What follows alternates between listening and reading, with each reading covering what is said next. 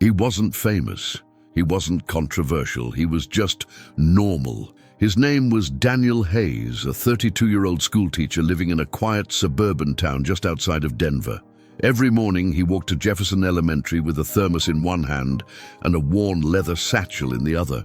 He taught 5th grade, mostly science and social studies, and his students adored him. Parents often said he was the only reason their kids were excited about school. His life was defined by routine and purpose, grounded in small joys, grilling on the weekends, fixing up his late father's '68 Ford Mustang, and reading John Grisham novels before bed. Daniel wasn't extraordinary, and that was the beauty of it. He had a fiancée, Marissa, whom he'd met at a book fair fundraiser. They were planning to marry the following summer and had just moved into a modest home with blue shutters and a creaky front porch. In the evenings, they'd cook pasta together, share wine, and talk about their future kids. 2, maybe 3. They had even picked names. Then everything changed. It was the morning of April 3rd, a Tuesday. It started like any other day. A coffee brewing, NPR playing softly in the kitchen, Marissa humming while folding laundry. At exactly 7:42 a.m., there was a knock at the door. Daniel, thinking it was a delivery, opened it casually. Instead, he found 2 officers standing there. One tall, stern-faced, the other younger, almost apologetic in demeanor. "Daniel Hayes?" the tall one asked. Daniel nodded, heart already tightening. "You're under arrest for the sexual assault of a minor." The words didn't make sense. They felt detached from reality, as though someone had cut into his life and spliced in another man's horror story. He blinked, paralyzed, until the younger officer gently turned him around and cuffed his wrists. Marissa screamed. Neighbors stepped onto porches. The next-door kid, Joey, watched in disbelief as his favorite teacher was led away like a criminal. The ride to the station was a blur. Daniel kept insisting there had been a mistake, that there had to be, but the officers didn't answer. At the precinct, he was interrogated for hours. They showed him blurry photos, ambiguous timelines, vague statements from an anonymous accuser. There was no concrete evidence, no DNA, no confession, just words, damning, devastating words. And yet, the machine had started. The moment he was booked, his mugshot was released to the press. Headlines hit the local news within hours. Elementary teacher accused of heinous crime. No allegedly, no presumption of innocence, just a complete evisceration of everything he had built. By nightfall, he had been suspended from his job. The school district issued a carefully worded statement about taking allegations seriously. Parents protested outside the school gates. Colleagues avoided his calls. His lawyer, appointed by the court, looked tired and defeated before they'd even started. "Cases like these are tricky," he said. "Even if you're innocent, the public rarely forgives." Marissa tried to hold on at first. She visited him in county jail, crying so much she couldn't finish her sentences. "We'll get through this," she whispered, but each visit broke her a little more. The neighbors avoided eye contact. Groceries were left at the curb instead of the door. Her employer suggested a leave of absence. The pressure became unbearable. After 3 weeks, she stopped coming. Daniel spent the next months in a state of suspended reality. He read voraciously in his cell, including a copy of Just Mercy by Brian Stevenson, which someone had mailed him anonymously. One passage stood out and echoed through his mind daily. "Each of us is more than the worst thing we've ever done." But what about those who never did it in the first place? What happens to the falsely accused when the world has already passed judgment? The answer, Daniel learned, was silence. No one came to his defense publicly. The court of public opinion had already convicted him. Even as his lawyer managed to dismantle the timeline of the accusation, even as inconsistencies piled up, the damage was done. A man once trusted with the minds of children was now whispered about in parking lots and shunned in line at the DMV, all because someone said his name. He spent 18 months awaiting trial, 547 days, locked away from the life he had carefully built. In that time, his house was foreclosed, the Mustang was repossessed. His name was removed from the school's alumni newsletter. Marissa sent a letter, short, trembling with guilt. "I just can't do this anymore," it read. "I don't know who you are anymore." But Daniel knew exactly who he was, and he knew the truth would come out eventually. He just didn't know what would be left of him when it did. It wasn't just a day, it was a fracture in time. April 3rd didn't simply arrive, it detonated. The moment Daniel Hayes was taken from his front porch in handcuffs wasn't just the moment his life changed. It was the precise second he stopped being a person in the eyes of the public and became a symbol, a headline, a threat. In less than 24 hours, the arc of his life had bent from quiet progress to unthinkable ruin. The accusation had come from someone he barely remembered, a young woman named Kylie Tremblay, now 22, who claimed that when she was just 13 years old, Daniel had assaulted her during an after-school science program he ran. She never said why she waited nearly a decade to come forward. In her statement, she claimed she had recently remembered it during therapy.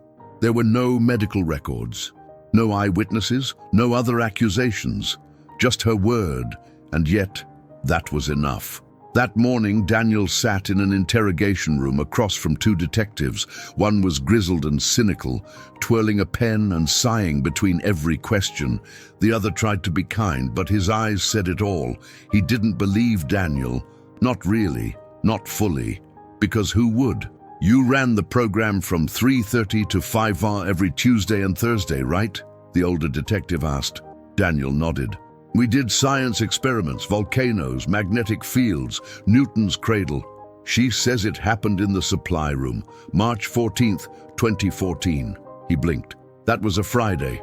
We didn't have sessions on Fridays. I have old logs. You can check the attendance." They didn't seem interested. One glanced at a folder filled with scribbled notes. The other leaned back in his chair. "Look, Daniel, sometimes people do things they don't remember. We're not here to ruin your life. We're here to get the truth." Daniel's voice broke for the first time. That is the truth. But truth, he would soon learn, was not the currency of this system.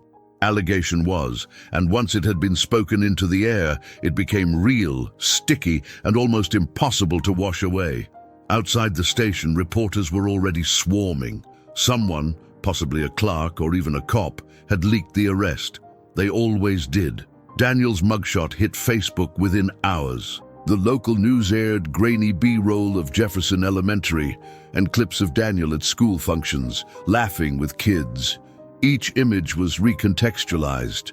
The warmth in his smile became sinister. The casual arm around a student's shoulder, now shown in slow motion, became predatory. Context collapsed under the weight of public panic. That night, Marissa stared at the television with her hand over her mouth. "Why are they doing this?" she whispered. "Why are they talking like it's already true?" Daniel couldn't answer.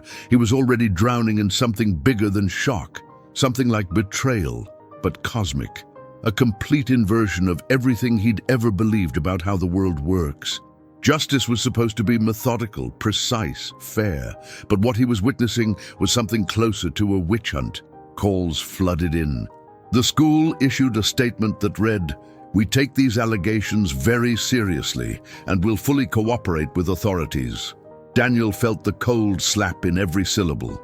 No mention of his decade of service. No mention of his clean record. Just calculated distancing. Friends didn't know what to say. Some tried. They left voicemails that trailed off into awkward silence. Others didn't try at all. A few texts trickled in. "Let us know if you need anything." But what could he ask for? Belief? The most chilling moment came 2 days later, when Daniel received a notice from the Colorado Department of Education. His teaching license had been suspended pending the outcome of the case. Without a trial, without evidence, without even a hearing. It was a moment of existential dislocation. In the span of 48 hours, Daniel had lost not only his freedom, but his very identity. He was no longer a teacher, no longer a fiancé. He was an accused man. The true breaking point came at night when he sat alone in a holding cell. A fellow inmate, tattooed and smelling of sweat and smoke, sat beside him on the bench. "What'd you do?" the man asked casually. "I didn't do anything," Daniel replied quietly. The man just grinned. Yeah, none of us did. Daniel didn't sleep that night, not because of the noise or the fluorescent lights, but because of the dawning realization that even if he were cleared, something in the world had shifted. Something in him had shifted. He had been cast out from the normal world into a realm where truth no longer protected you.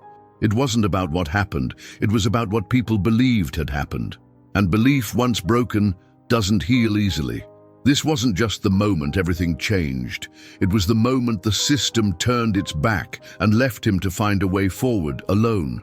Time passed differently in the margins. For Daniel Hayes, time no longer followed the rules of clocks or calendars. It stretched and warped. 1 minute could feel like an hour. A week could vanish without a trace. There were no milestones, no holidays, no celebratory dinners, just an endless grey hallway of waiting. Waiting for the system to move, waiting for someone to believe him, waiting for the truth to matter. After his arraignment, Daniel was released on bail thanks to a distant uncle who mortgaged his own home to make it happen. But freedom was a mirage. He couldn't teach, he couldn't find work. Every background check spat his name back like poison. And even if he could get hired, who would welcome a man under investigation for the assault of a minor? So he lived in limbo. He rented a basement room from a retired widower who didn't watch the news. The windows were small, high up on the wall, and the heater clanged like a dying machine. He lived mostly in silence, taking long walks at night, wearing a hoodie that masked his face just enough for comfort. Each trip to the grocery store brought paranoid glances. Each time someone looked too long, he wondered if they recognized him from the news. And if they did, what would they do? It was during these years, those quiet, invisible years, that Daniel became something else entirely. Not a victim, not a defendant, but a seeker, a self-taught investigator in his own salvation. He spent hours at the public library poring over old files, court precedents and law books. He learned how to file Freedom of Information Act requests. He taught himself how to trace timelines, compare police reports and scrutinize testimonies. He wrote to innocence projects, pro bono firms, even Brian Stevenson's Equal Justice Initiative. Though he knew his case didn't meet their scope, he received few replies, most polite, all apologetic. "We believe you," one letter read, "but our resources are limited." One night, he came across a book that changed the way he saw everything, The New Jim Crow by Michelle Alexander. Though focused on racial injustice and mass incarceration, its core theme struck him like lightning. The system was not broken. It was functioning exactly as it was designed to. It protected institutions, not individuals. It preserved its own reputation, not the truth. Daniel wasn't merely the victim of a mistake. He was trapped inside a machine that had no incentive to free him. He began tracking inconsistencies in Kylie's story, building a digital archive on an old laptop. He found social media posts that contradicted her timelines. In one, she posted a photo of herself at a concert in another city on the very day she claimed to have been assaulted. He screenshotted it, saved it in 4 locations, and began forming what he called his truth wall. A mind map of contradictions, gaps and failures in the case against him. And still, no lawyer wanted to take the risk. His court-appointed lawyer did the bare minimum, missing key deadlines, failing to request key pieces of evidence. Daniel fired him and submitted a request to represent himself. The judge, skeptical, allowed him to act pro se with an advisory council. A young, idealistic attorney named Rachel Ung, fresh out of law school and still believing in the Constitution. Rachel didn't say much at first. She was cautious, aware of the political sensitivity. But over time, as she read through Daniel's research, her tone changed. "You have more evidence than some actual private investigators," she admitted. "You might not just be innocent, you might be able to prove it." Together, they began to dig deeper. They subpoenaed Kylie's therapy records, where, after significant legal battles, they discovered that her memory of the abuse had surfaced during hypnosis. a controversial technique long criticized for producing false memories, as detailed in books like Victims of Memory by Mark Pendergrast. That discovery became a turning point. Rachel brought in an expert witness on memory science. They compiled dozens of peer-reviewed studies. They argued that Kylie's recollection had been shaped, not recovered, by suggestion and trauma, and that her story had changed subtly with each retelling, a dangerous sign of confabulation. Still, the court remained slow. The DA wouldn't drop the case. "Let the jury decide," he said with a shrug, refusing to admit the system might have targeted the wrong man. There was no incentive to admit a mistake, no political gain in backing down. Daniel became hardened, but not hopeless. Each night he meditated, wrote in a journal, and repeated the same sentence aloud before bed: "I am not what they say I am." He never spoke to Marissa again. She had moved away, started a new life. He didn't blame her anymore. He knew what this kind of accusation did. It didn't just wound, it contaminated everything it touched. But he held on to something else, the belief that when the day came, when the truth was finally laid bare, it would be enough to reclaim his name. But no one could have predicted what that moment would actually look like, or how, when it arrived, it would unfold on live television and leave an entire nation stunned. What hurt most wasn't the accusation itself, it was how fast the world turned. The people Daniel Hayes had shared his life with, the community he had served for over a decade, didn't hesitate. They didn't wait for evidence. They didn't ask questions. They disappeared, one by one, quietly, without a word. The first to go were his colleagues at Jefferson Elementary. Some had been friends for years. He'd attended their baby showers, helped move furniture, donated to their kids' school fundraisers. Yet not a single one visited him after the news broke. No texts, no calls, not even a message of disbelief. Instead, he saw a teacher, Mr. Levitt, 6th grade, being interviewed on the news. "We're all shocked," Levitt said, shaking his head. "But honestly, looking back, I guess there were some warning signs." Daniel stared at the screen in disbelief. Warning signs? They had shared lunch in the staff room for 5 years. They'd joked about cafeteria food and budget cuts. What warning signs? The betrayal cut deeper than any headline. In the weeks that followed his arrest, Daniel's face was plastered across news outlets and social media platforms. Twitter threads dissected his expressions, pulling screenshots from school assemblies and captioning them with hashtags like "the creep behind the smile." Facebook groups formed calling for his conviction before his trial date was even set. One popular post from a former parent read, "My daughter said he was always a little too nice. I should have known." But the thing was, he had been nice. He had gone out of his way to make kids feel safe, supported, encouraged. Now that kindness was being twisted into something sinister. Every hug was reimagined as a red flag. Every after-school club became suspicious. What once made him an exceptional teacher was now being used against him.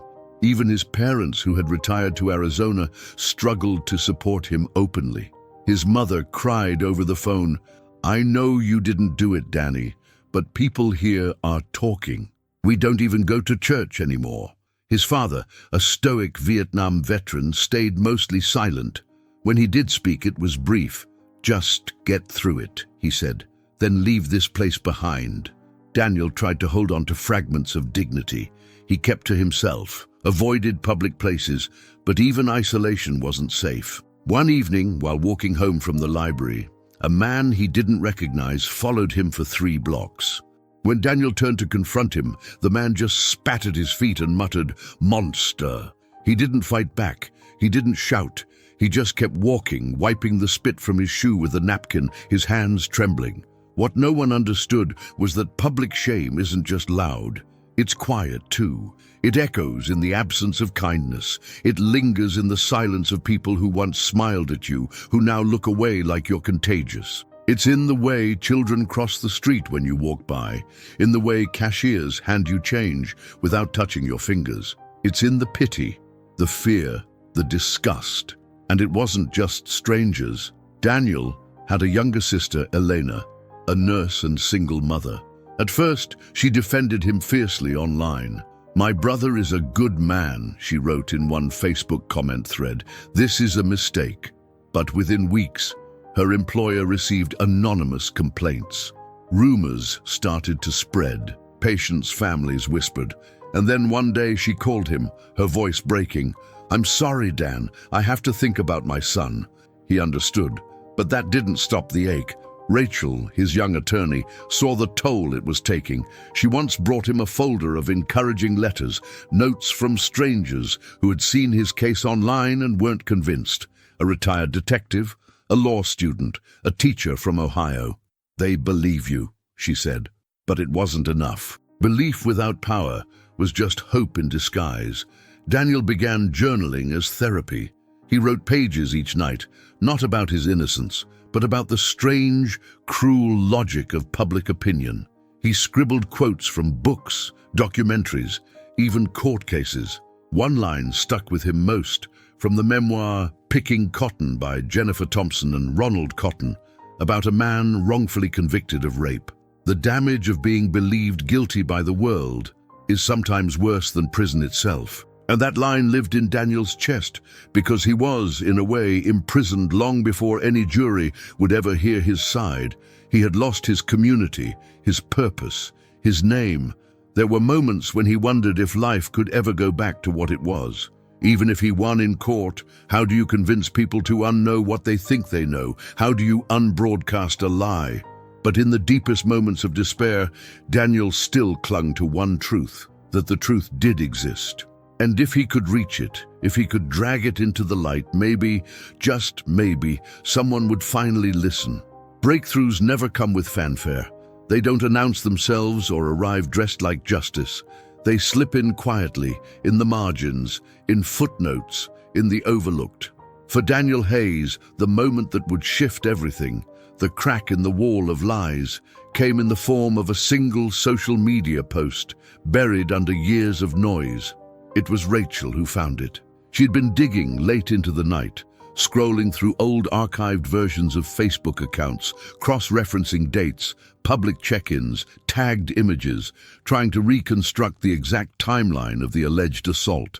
Kylie had claimed she was assaulted on the afternoon of March 14, 2014, in the supply closet of the Science Building after Daniel had asked her to stay behind. That detail had remained consistent in every statement she gave to police, the DA, and her therapist. It had become the immovable center of the entire case, but Rachel found something that shifted the entire gravitational pull. A photograph, time-stamped, geolocated, and publicly posted, of Kylie and two friends at a Miley Cyrus concert in Salt Lake City, Utah, on March 14, 2014, at 7:42 p.m. That wouldn't have mattered much, except the post clearly stated that they had driven up together that morning and had skipped school to line up early. One friend even commented, "Skipping class for Miley, so worth it." It was a post that had never been included in discovery. It wasn't mentioned in any of Kylie's official statements. Either the prosecution never found it, or they ignored it. But it directly contradicted the claim that Kylie had been alone with Daniel in Colorado that same afternoon. Rachel printed the screenshot, highlighted the timestamp, cross-referenced the ticket stubs from public records. It all lined up. They had evidence that could dismantle the prosecution's timeline completely. When she showed it to Daniel, he didn't smile. He didn't cry. He didn't say a word for a full minute. He just stared, blinking slowly, as if trying to determine whether this was real or just another cruel mirage. "It's something," Rachel said quietly. "It's everything," Daniel replied. They immediately filed a motion to introduce the evidence. The DA pushed back hard, calling it irrelevant, claiming that memory can be fuzzy and that the timestamp on a post isn't definitive proof. But Rachel was relentless. She had learned the game by now.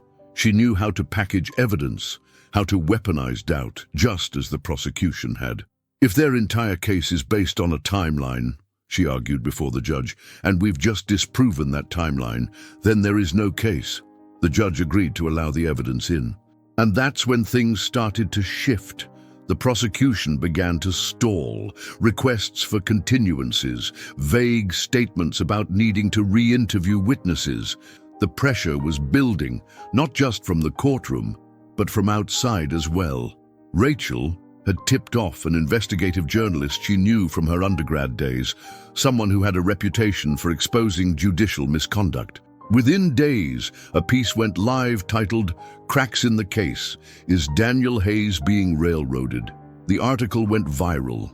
It wasn't an exoneration. It didn't proclaim Daniel's innocence, but it asked dangerous questions. Why had exculpatory evidence not been disclosed? Why was the timeline so shaky? Why had no physical evidence ever been produced? For the first time, the narrative was beginning to split. People who had once condemned Daniel began to pause. A local radio host, who had previously referred to him as "that sick teacher," aired a segment titled, "What If We Got It Wrong?" A few former students reached out privately, offering statements about how he had always made them feel safe. One even posted a video defending him. And then another break. Rachel received a call from an anonymous tip line they had set up. A young woman, voice trembling. "I used to go to Kylie's church, back in youth group. She used to make things up. Serious things. She told people her stepfather hit her, then said it was a joke. She lied about being stalked by a teacher at her new school too. It all blew over, but people were scared to call her out. She could make your life hell." The woman agreed to testify anonymously at first. Then, after more contact, she agreed to go on record. It was the final push they needed. Rachel filed a supplemental motion to dismiss, citing the new contradictions, the witness testimony, and the digital evidence.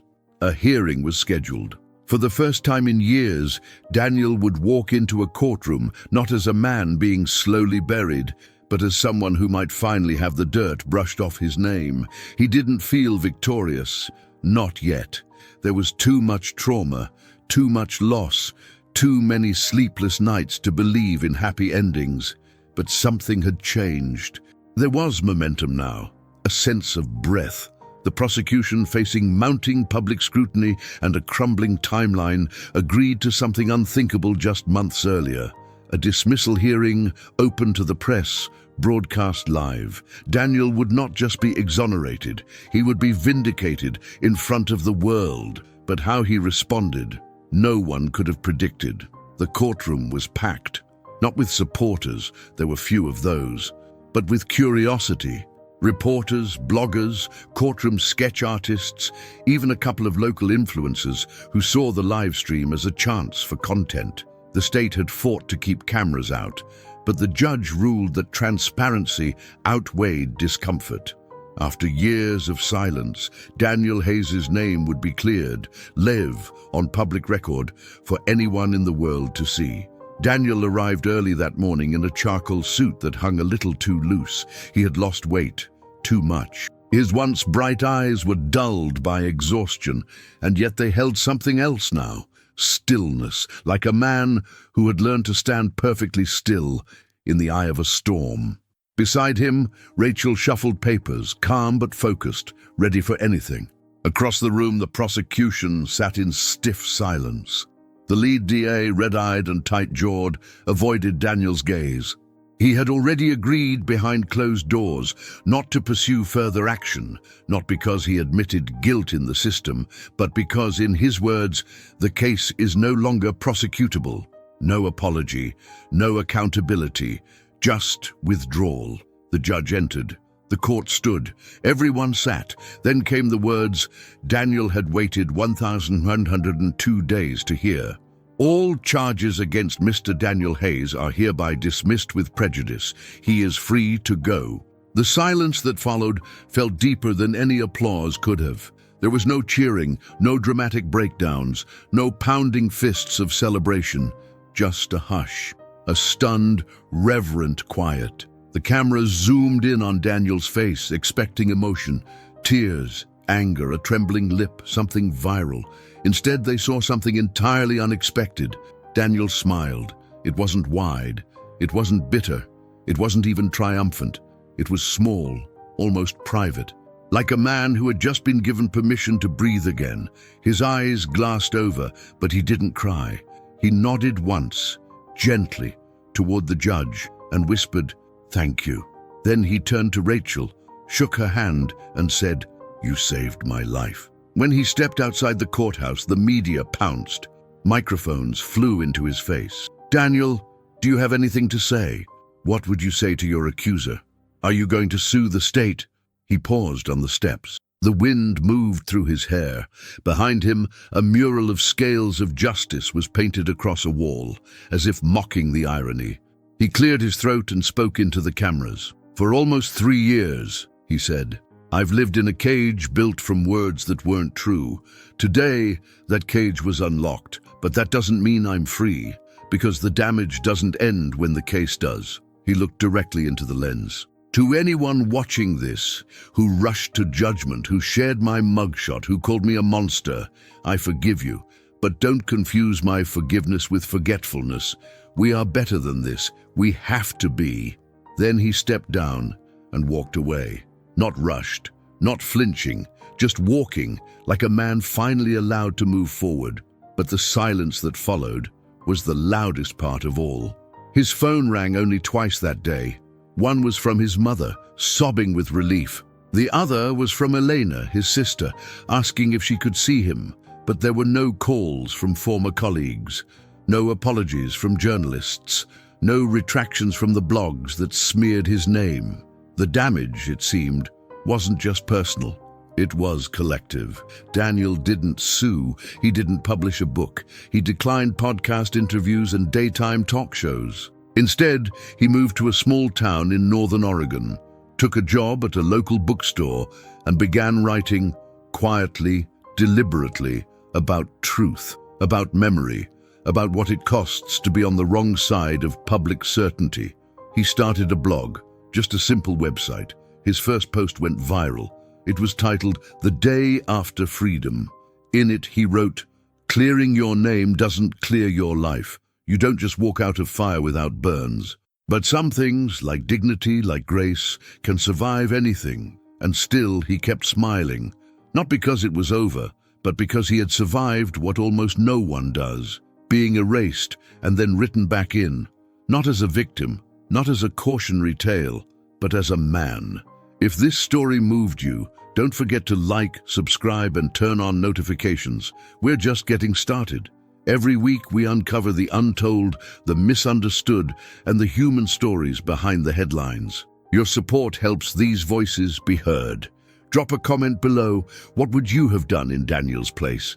And remember, truth is powerful, but only if we're willing to listen. Stay curious, stay human.